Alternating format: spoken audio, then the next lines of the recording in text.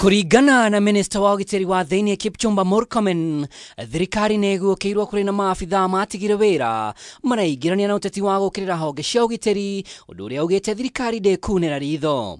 All police officers who are out of service, all military officers who are out of service, they have a greater responsibility than a civilian, and we will put them under very strict surveillance because those are persons who are highly trained by the government of Kenya on the use of arms, and once they start threatening the public and threatening government, we consider that subversive activities.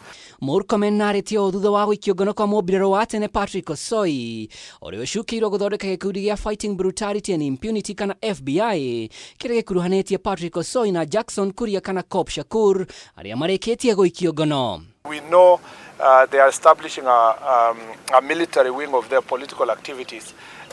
We will not allow that. Let me be very clear. Those officers who are doing politics in office or exiting office to go and carry out criminal activities must be dealt with family.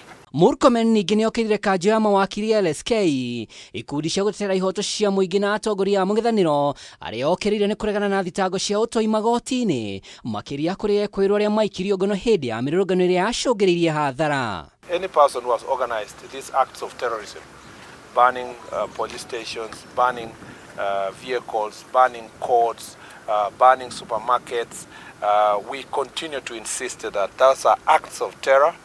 I wonder why, and I still insist, I still see the president of LSK going about defending criminals. Yes, we know that they are suspects. Who doesn't know that? But they are suspects of terror.